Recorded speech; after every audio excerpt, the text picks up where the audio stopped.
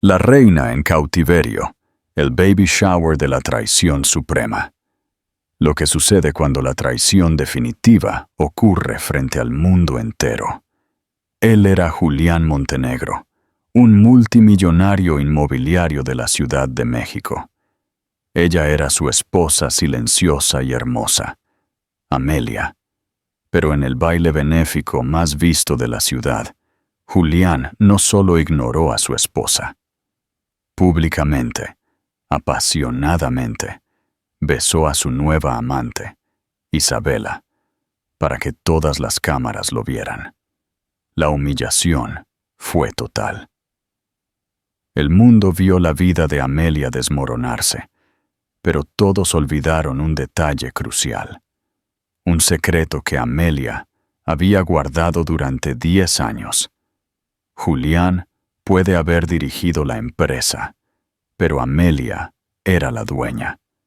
Y el mazo estaba a punto de caer. Parte 1. El silencio roto en Bel Air. El aire en la finca. Bel Air de los Montenegro no solo era cálido por el sol de mediados de junio en California. Estaba denso con la dulzura asfixiante del triunfo. Peonías, del color del rubor de una virgen y traídas esa mañana desde Holanda, explotaban en cada superficie concebible. Su aroma se mezclaba con el delicado perfume de la riqueza, antigua, nueva y de la realeza de Hollywood, que emanaba de los 200 invitados que se mezclaban en los cuidados jardines. Esto no era solo una fiesta de bienvenida para un bebé. Era una coronación, una celebración para Amelia Dávila, la mujer que, según todos los indicios, había ganado el premio máximo, la devoción inquebrantable de Julián Montenegro, heredero del imperio Montenegro global. Amelia estaba de pie cerca de una fuente en cascada, una visión con un vestido de seda color marfil, hecho a medida que caía elegantemente sobre su vientre de 8 meses. Su mano descansaba protectoramente sobre la curva de su estómago, un gesto a la vez maternal y posesivo. Era hermosa, pero era una belleza serena, casi intocable, como si fuera una obra de arte invaluable que su esposo había adquirido y colocado en el entorno más exquisito. Su sonrisa, aunque constante, no siempre llegaba a sus ojos azul zafiro.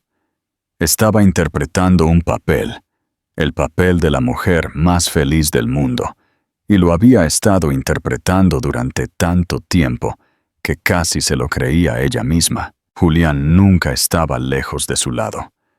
Para el observador casual, era el esposo cariñoso personificado. Una mano estaba siempre en la parte baja de su espalda, su pulgar frotando suaves círculos. Se inclinaba para susurrarle algo al oído. Sus labios rozaban su sien, y ella se reía, un sonido ligero y tintineante que los invitados parecían beber como el Moet Chandon Vintage que fluía de las torres de champán. Era guapo, con esa forma afilada y depredadora tan común entre los hombres a los que nunca se les ha dicho no. Su cabello oscuro estaba impecablemente peinado. Su smoking Tom Ford, hecho a medida, se ajustaba a su físico atlético como una segunda piel. «Feliz, mi amor», murmuró, su voz un murmullo bajo contra su oído. Su aliento olía a menta y poder. «Por feliz», respondió Amelia, con voz suave como la crema. Ella echó la cabeza hacia atrás para mirarlo. Su mirada se encontró con la suya. «Es perfecto, Julián. Todo es perfecto». Y lo era. Las decoraciones eran una obra maestra de opulencia discreta, diseñadas por el famoso Preston Bailey. El catering, una suntuosa variedad de delicados canapés, fue manejado por el equipo privado de Wolfgang Puck.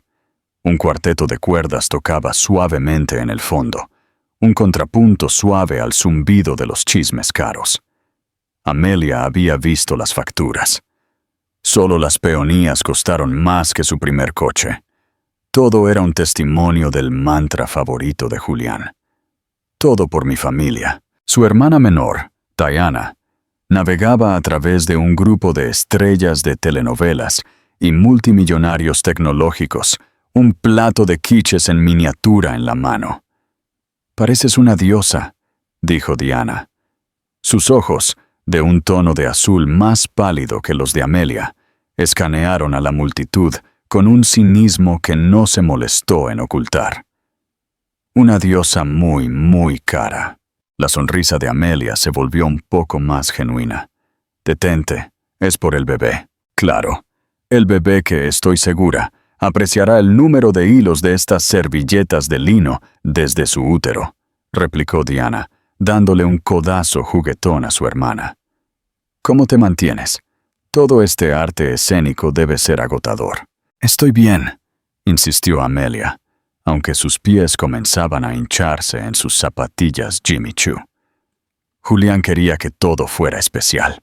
Como si fuera convocado, Julián reapareció, acabando de terminar una conversación con un director famoso. Le entregó a Amelia un vaso de agua con gas de flor de saúco en una copa de cristal que combinaba con su propio champán. «Por nosotros», dijo. Sus ojos se arrugaron en las comisuras. «Por nuestro hijo». Chocaron las copas, un retrato perfecto de la felicidad doméstica. Y en ese momento, mientras el sol de California proyectaba un halo dorado a su alrededor, se sintió real. Las dudas que a veces punzaban a Amelia en la oscuridad de la noche, las llamadas de negocios a altas horas, los viajes inexplicables, el débil aroma desconocido de perfume en una chaqueta, todo retrocedió, desterrado por la abrumadora evidencia de su vida perfecta. Entonces su teléfono vibró. Fue un zumbido específico, un patrón de vibración que había configurado para un solo contacto, no el suave zumbido para sus socios comerciales o el alegre tintineo para su familia. Esta fue una vibración frenética e insistente, como una avispa atrapada contra el cristal de una ventana. La sonrisa de Julián no flaqueó, pero una tensión sutil, casi imperceptible, apretó los músculos de su mandíbula. Sus ojos, por una fracción de segundo, brillaron con algo que parecía pánico. Sacó el teléfono de su bolsillo, sus movimientos un poco demasiado rápidos, un poco demasiado bruscos. Miró la pantalla y la máscara, cuidadosamente construida del esposo cariñoso, se deslizó solo por un momento. Fue una microexpresión, un destello de pavor puro y no adulterado que Amelia, atenta a cada uno de sus estados de ánimo, captó al instante. El nombre en la pantalla no era uno que ella reconociera. «Isabela, tengo que atender esto», dijo, su voz un poco demasiado fuerte, demasiado jovial. Ya se estaba dando la vuelta, pasando detrás de una gran higuera en maceta, como si sus hojas pudieran proporcionar un escudo. «Es Richard de la oficina de Madrid. Las zonas horarias, ya sabes». El corazón de Amelia dio un doloroso golpe contra sus costillas. Richard de la oficina de Madrid tenía un timbre alegre. Lo sabía porque la había llamado durante el desayuno justo ayer. Ella lo observó, su mano congelada en el aire mientras estaba a punto de tomar un sorbo de su bebida. Él le daba la espalda, sus hombros encorvados. No hablaba en voz alta, pero su postura gritaba agitación. Hizo un gesto con su mano libre, un movimiento cortante de rechazo. Caminó en una línea apretada de 1 metro, sus caros zapatos de cuero rozando silenciosamente el patio de losas. «¿Qué pasa?», preguntó Diana, siguiendo la mirada de su hermana. «¿Se estrelló su mercado de valores?». Amelia no respondió. Podía sentir cómo la sangre se drenaba de su rostro. Era la forma en que sostenía el teléfono presionado con fuerza contra su oído. Su cuerpo inclinado lejos de ella, lejos de la fiesta, como si la llamada fuera una entidad tóxica que estaba tratando de contener. Esto no era una llamada de negocios. Esto era otra cosa. Esto era un secreto. El cuarteto de cuerdas se hinchó, tocando una alegre pieza de Bach, pero la música sonó discordante y débil ahora. Una banda sonora endeble para la repentina y abierta grieta que acababa de aparecer en la fachada de porcelana de su vida. Ella lo vio terminar la llamada y guardar el teléfono en su bolsillo. Se quedó allí parado por un largo momento, todavía de espaldas a ella, y ella lo vio respirar profundamente y con un escalofrío. Sus hombros subían y bajaban. Se estaba recomponiendo, reensamblando la máscara. Cuando se volvió hacia ella, la sonrisa volvió a aparecer, brillante y deslumbrante, pero no llegaba a sus ojos. Sus ojos estaban fríos, distantes y llenos de las sombras de una mentira. «Lo siento por eso, mi amor», dijo, volviendo a su lado y deslizando su brazo alrededor de su cintura, como si nada hubiera pasado. Las finanzas internacionales no esperan a nadie, ni siquiera a uno en su propia fiesta de bienvenida para el bebé. Amelia lo miró, realmente lo miró, y por primera vez no vio a su esposo. Vio a un extraño, y una certeza terrible y fría comenzó a florecer en su pecho. Todo no era perfecto, y nunca volvería a serlo. Partes de voz. El espectro del rastrillo y la caja negra. La llamada no duró más de 90 segundos, pero fue suficiente para estropear la atmósfera misma de la fiesta. El sol pareció perder su calor. El aroma de las peonías se volvió fúnebre. La alegre música del cuarteto irritó los nervios de Amelia como una sierra oxidada. Julián había regresado a su lado. Su brazo era un peso delgado alrededor de su cintura, pero ya no estaba presente.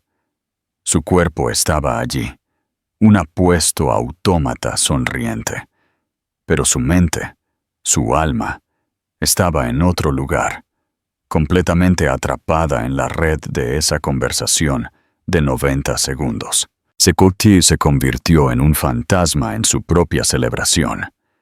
Se reía un poco demasiado fuerte de un mal chiste de un senador. Sus ojos escaneaban el perímetro del jardín, como si esperara un ataque. Rellenaba la copa de Amelia con una mano que no estaba del todo firme, un temblor diminuto, casi invisible, que ella sintió cuando sus nudillos rozaron los suyos. Comenzaba una frase, perdía el hilo de sus pensamientos y cubría el lapsus con una risita autocrítica que sonaba frágil y falsa. Para los invitados, seguía siendo Julián Montenegro, encantador y en control. Para Amelia, era un extraño con el rostro de su esposo.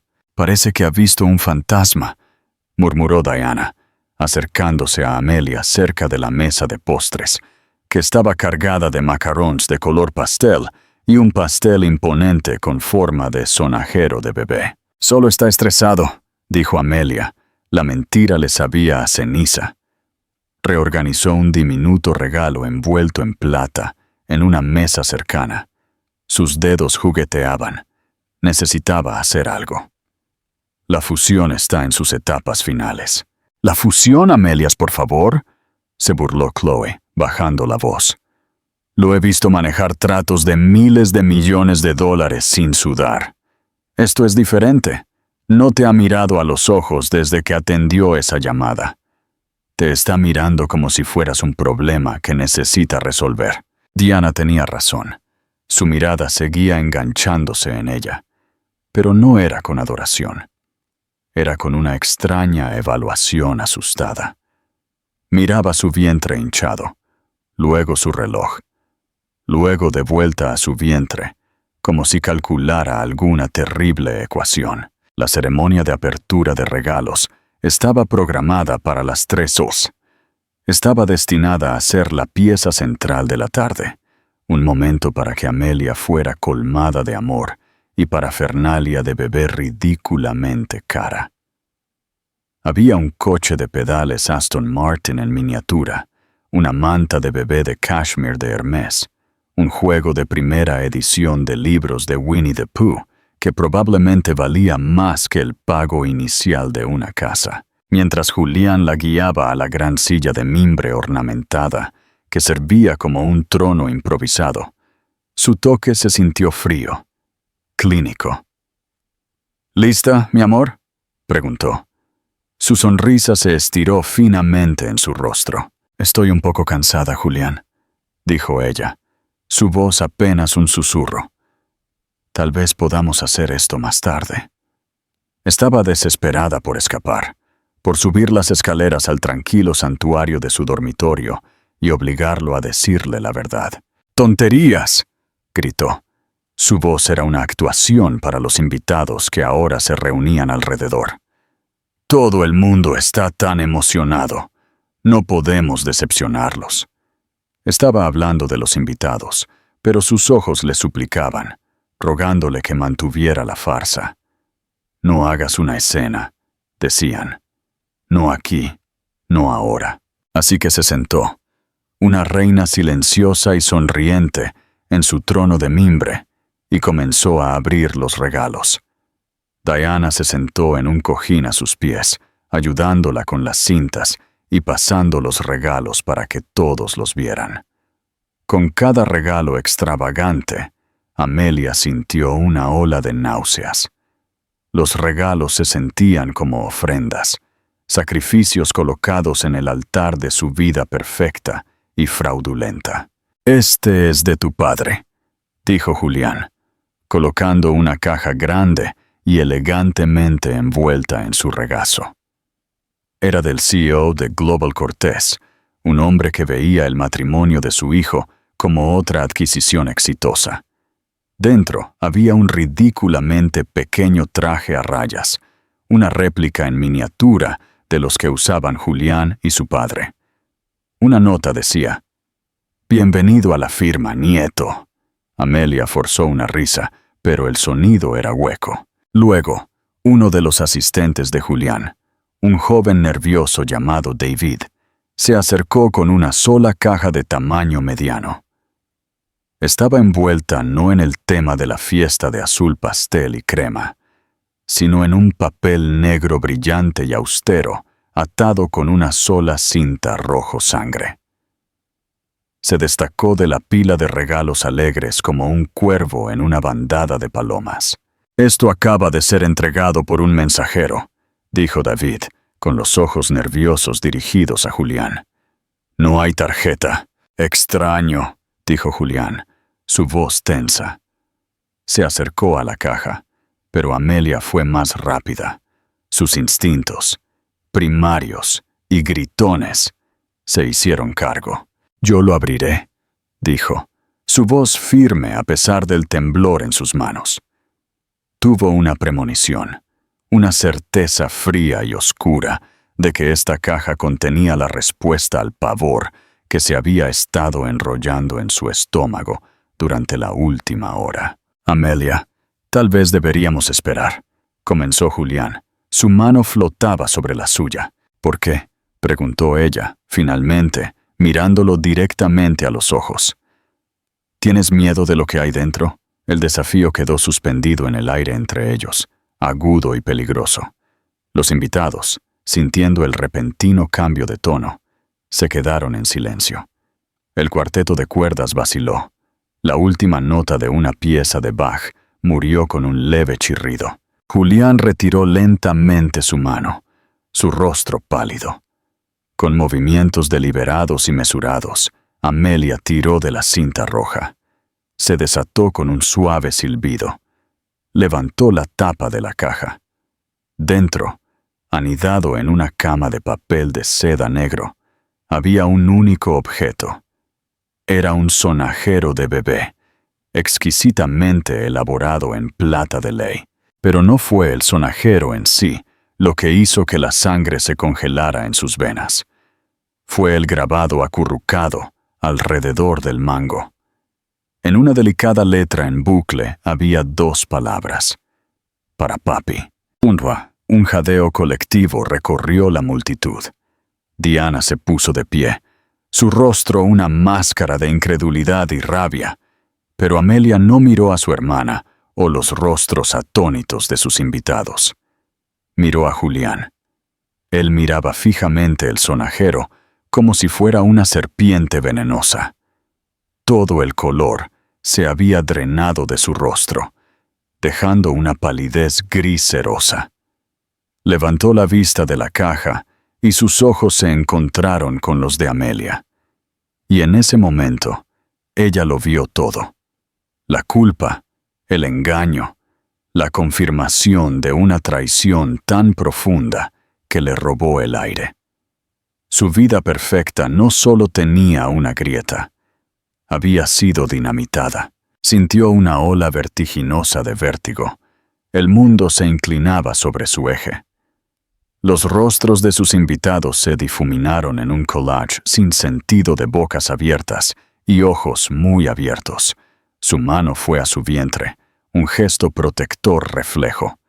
Y luego, un dolor agudo y aterrador le atravesó el abdomen, un calambre brutal que la hizo gritar. ¡Amelia! La voz de Diana era aguda por la alarma. La visión de Amelia se hizo túnel. Los bordes se oscurecieron. Lo último que vio antes de que el mundo se volviera negro fue el rostro de Julián, un retrato de horror puro y no adulterado. No por ella, se dio cuenta con una escalofriante claridad, sino por sí mismo. Parte 13. La llamada del marido y la guerra de herencias. El pánico estalló.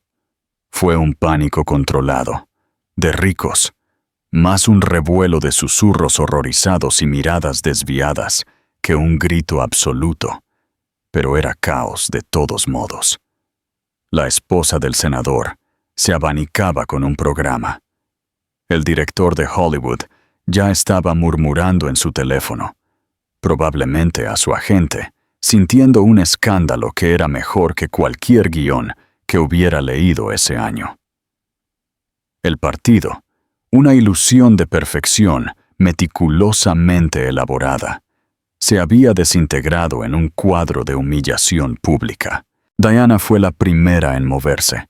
Su shock se transmutó en una rabia pura y concentrada. Se arrodilló junto a su hermana, su voz aguda y clara. «Que alguien llame al 911 ahora». David, el asistente, ya estaba buscando a tientas su teléfono. Sus manos temblaban tanto que apenas podía marcar. Julián permaneció congelado durante un segundo crítico y condenatorio, sus ojos fijos en el sonajero de plata, como si contuviera algún poder hipnótico. Estaba paralizado, atrapado entre los 2 desastres en competencia que él mismo había provocado. La mujer que llevaba a su heredero legítimo, inconsciente en el suelo, y el espectro de la otra mujer, la que acababa de lanzar una granada al centro de su vida. «Julián, por el amor de Dios, haz algo», chilló Diana. Su voz era un rugido. El grito pareció romper el hechizo. Julián se puso en movimiento, cayendo de rodillas junto a Amelia. «Amelia, cariño, ¿puedes oírme?». Le tocó la mejilla. Su mano temblaba. El gesto, que horas antes había parecido tan tierno, ahora parecía grotesco. Una burla del amor que tan públicamente había profesado. «¡No la toques!», espetó Diana, apartando su mano con una fuerza sorprendente. «Ya hiciste suficiente».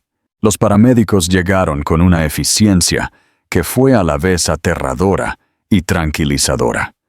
Se movieron con velocidad practicada, su calma profesional, un marcado contraste con los restos emocionales a su alrededor. Mientras evaluaban a Amelia, colocándole una máscara de oxígeno en la cara y revisando sus signos vitales, La historia comenzó a armarse en susurros ahogados y fragmentados entre los invitados. ¿Viste su cara? Un regalo de otra mujer. Decía grabado para papi. La pobre. El shock de todo. Los susurros eran como ácido, disolviendo los últimos vestigios de la imagen pública cuidadosamente seleccionada de los Montenegro. Julián se echó hacia atrás, impotente, mientras levantaban a su esposa en una camilla. Parecía completamente perdido. Su traje Tom Ford parecía mal ajustado y absurdo frente a una realidad médica tan cruda. Sus ojos se encontraron con los de Diana por encima de la camilla, y no vio lástima allí, solo desprecio frío y duro.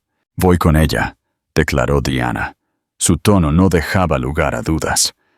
Subió a la parte trasera de la ambulancia sin mirar atrás. Julián intentó seguirla, pero una mano firme en su brazo lo detuvo. Era su padre, Héctor Montenegro.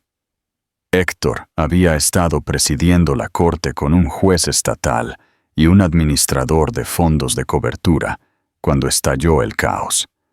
Era un hombre tallado en granito. Su rostro, un mapa de carreteras de negocios despiadados y batallas en salas de juntas. Su cabello plateado era perfecto, su expresión ilegible, pero sus ojos eran fragmentos de hielo. «No vas a ir a ninguna parte», dijo Héctor, su voz baja y letal. «Te quedarás aquí y manejarás esto». «¿Manejar qué, papá?» «Amelia. Amelia tiene la mejor atención médica que el dinero puede comprar». Héctor lo interrumpió. Su agarre se tensó.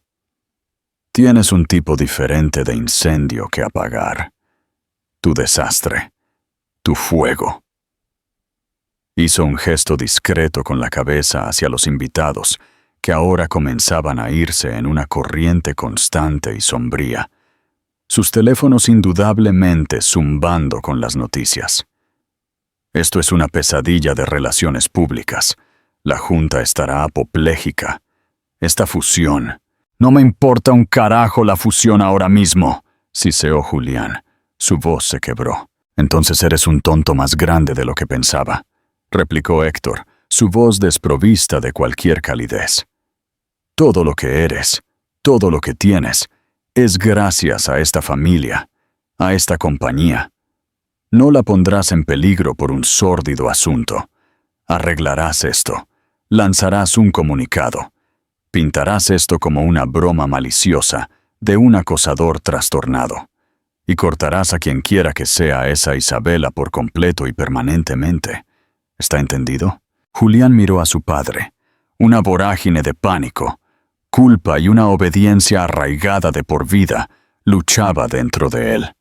Quería gritar, huir, rebobinar el día, pero era un Montenegro, y los Montenegro no huían. Ellos gestionaban. Dio un asentimiento rígido y brusco, mientras las sirenas de la ambulancia se desvanecían en la distancia. Julián se giró para enfrentar los restos de su fiesta. El cuarteto de cuerdas se había ido.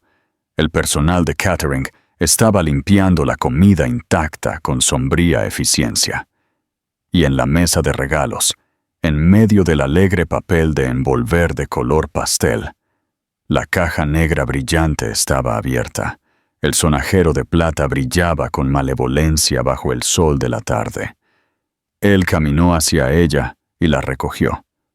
Era pesado, sólido. Pensó en Isabela. Isabela Vidal, una marchante de arte apasionada y ardiente, que conoció en Milán hace 6 meses, en un viaje de negocios. Había comenzado, como siempre, como una diversión casual y emocionante de la tranquila y predecible serenidad de su vida con Amelia. Se había dicho a sí mismo que era solo una aventura, un escape sin sentido. Le había comprado regalos, había susurrado mentiras, había creado una vida completamente separada en las horas robadas y los viajes secretos. Había sido un tonto al pensar que podía evitar que los dos mundos chocaran. Su teléfono zumbó de nuevo. Era ella. Isabela. Contestó. Su voz era un gruñido bajo. ¿Qué has hecho? Su voz, generalmente tan sensual y juguetona, era aguda y fría. ¿Qué he hecho? Hice lo que fuiste demasiado cobarde para hacer, Julián. Me presenté. No soy un pequeño secreto sucio que puedas esconder en Europa. También estoy esperando a tu hijo. El mundo se inclinó de nuevo. Julián se agarró al borde de la mesa en busca de apoyo. El sonajero de plata se le cayó de la mano y golpeó las losas. ¿Qué dijiste? Me escuchaste, dijo Isabela, su voz teñida de amargo triunfo. Estoy embarazada, Julián. 12 semanas. Me enteré hace un mes. Te di la oportunidad de decírselo, de hacer lo correcto. No lo hiciste, así que lo hice por ti. Necesitamos hablar sobre nuestro futuro, el futuro de nuestro bebé. Julián sintió que la última pizca de su fuerza lo abandonaba. No era solo una aventura. Era una segunda familia. Un segundo heredero. No solo había roto sus votos, había construido una jaula para sí mismo, y las puertas acababan de cerrarse de golpe. Él estaba atrapado. Total y completamente atrapado. Tengo que irme, se atragantó, terminando la llamada. Miró el sonajero caído, luego la fiesta medio desmantelada, un monumento a su propio fracaso espectacular. Su padre tenía razón. Esto no era solo una crisis personal, era una bomba que amenazaba con detonar todo el imperio Montenegro.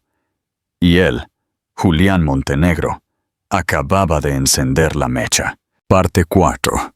El último golpe y el nombre de la victoria. El olor estéril y antiséptico del hospital fue un asalto después del perfume empalagoso de la fiesta.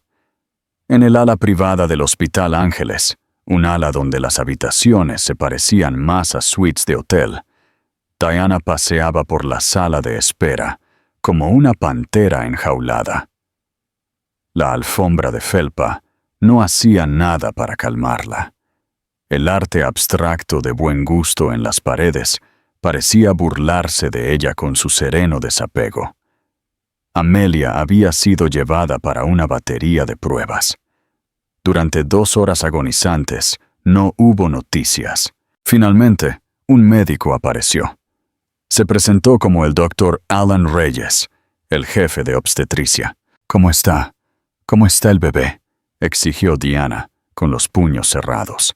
Su hermana está estable por ahora, dijo el doctor Reyes, su voz tranquila y mesurada. Hemos logrado detener las contracciones. Está descansando bajo sedación. Pero tengo que ser franco con usted. La situación es precaria.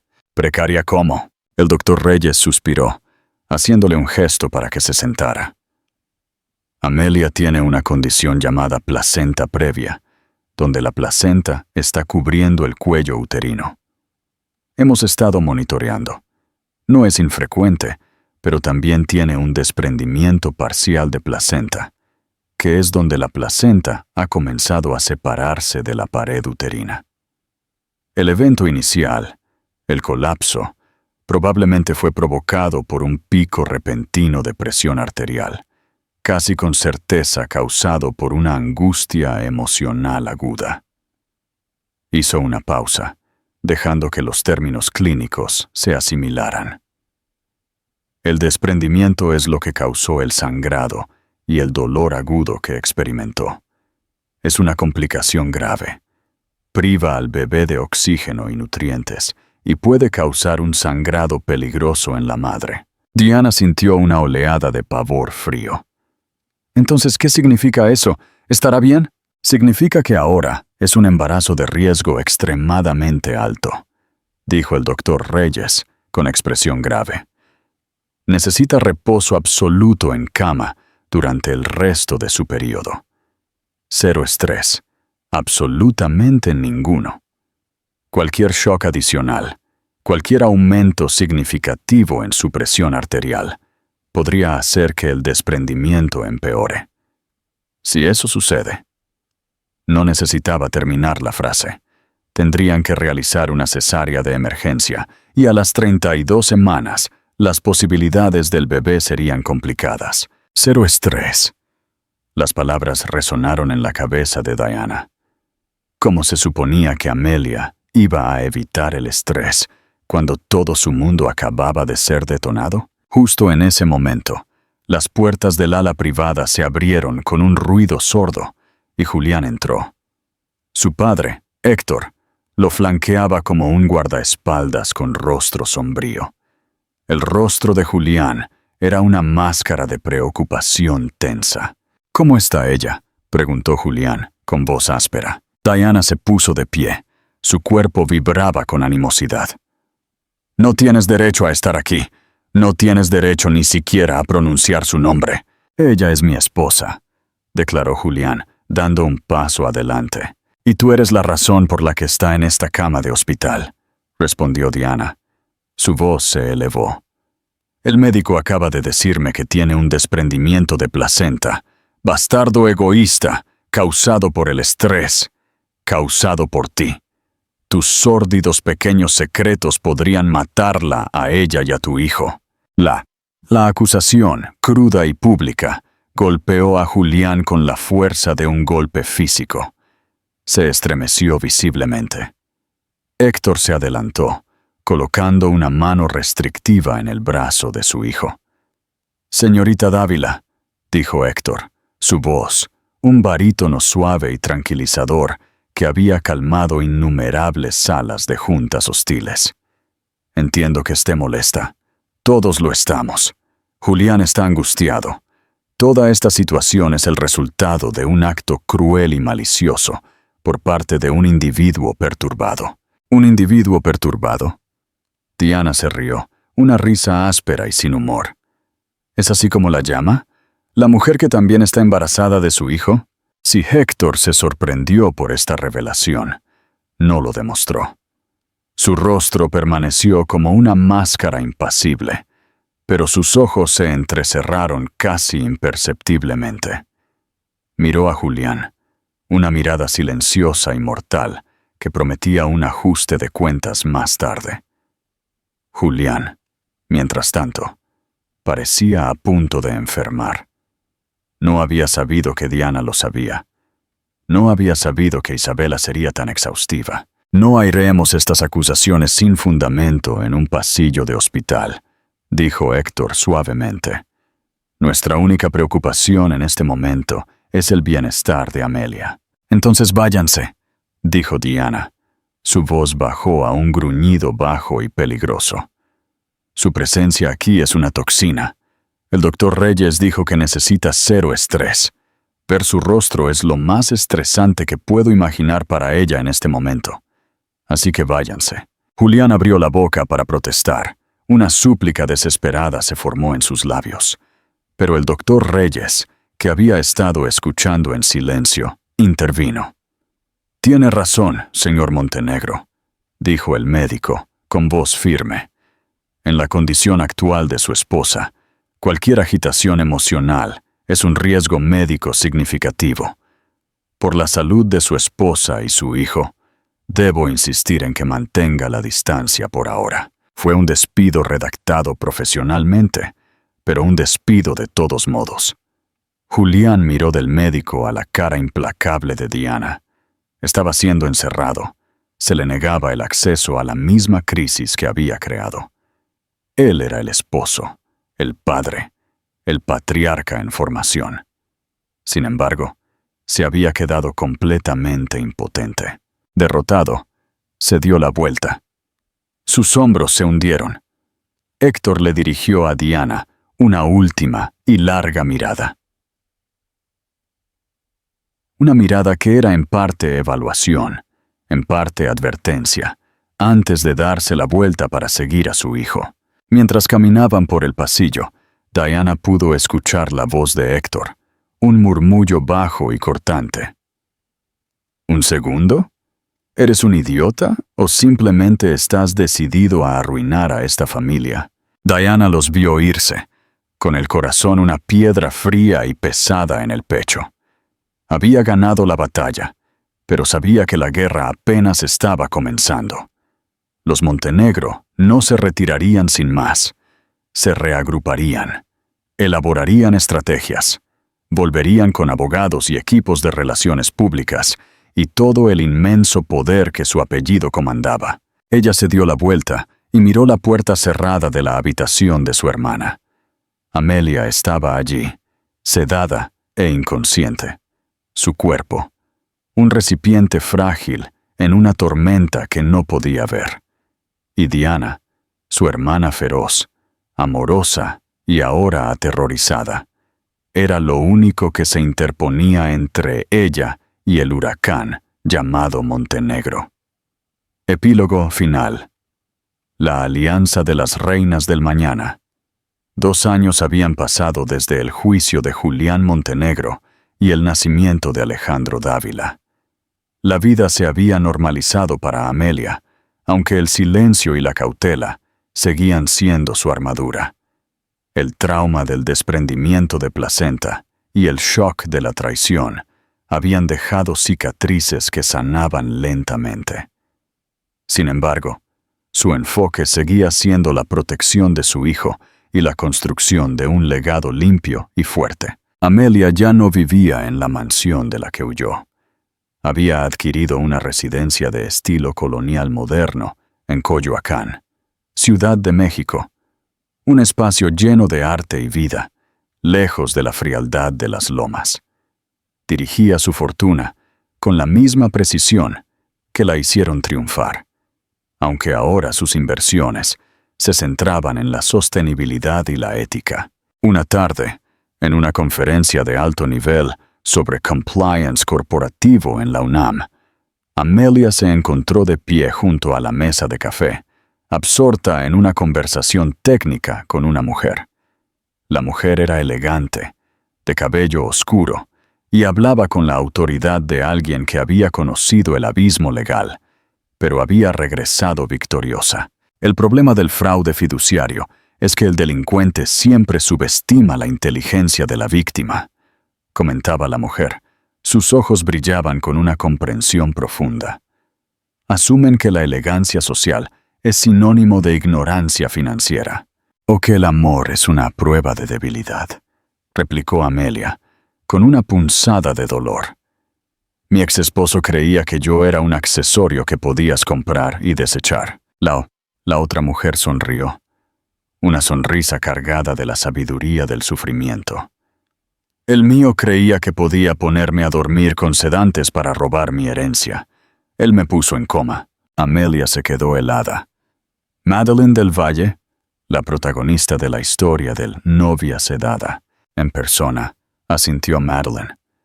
Ella había reconstruido su vida en la capital después de que Elías fuera condenado. Y tú debes ser la doctora Aris Solano, que se quedó con la compañía. La historia del protocolo del abuelo es legendaria en los círculos legales. Y la tuya, Madeleine, es un caso de estudio sobre la perseverancia, dijo Amelia. Ambos nos enfrentamos a la misma enfermedad, el ego masculino descontrolado. Y ambos tuvimos que convertir el trauma en estrategia, dijo Madeleine. Pero la lucha es solitaria. En ese momento, se dieron cuenta de la fuerza que residía en su experiencia compartida. Ninguna de las dos necesitaba el dinero de la otra, pero ambas necesitaban la validación, la comprensión que solo otra mujer que había sobrevivido a un desastre similar podía ofrecer. La propuesta de una nueva dinastía. Un mes después, Amelia y Madeleine estaban sentadas en el jardín de Amelia, compartiendo planos y lates. No estaban hablando de los juicios. Estaban hablando de poder. La gente como ellos, nuestros ex, solo respetan una cosa: la fuerza visible, dijo Madeleine. Tú tienes el poder corporativo. Yo tengo el músculo legal y el conocimiento de los modus operandi de las clínicas corruptas. Amelia miró la cuna de su hijo, Alejandro, durmiendo bajo un árbol. Construimos fortalezas para nuestros hijos, Madeleine.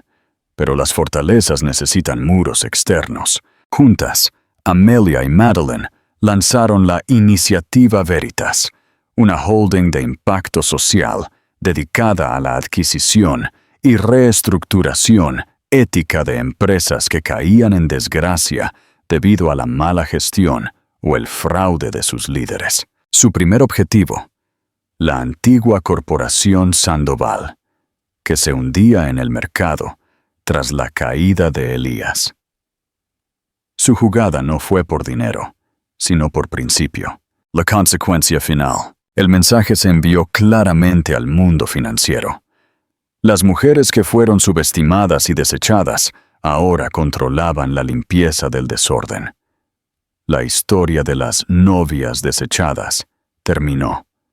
En su lugar, nació la leyenda de las reinas de la recuperación, dos mujeres que convirtieron el dolor de la traición en el arma más afilada para la integridad corporativa del mañana.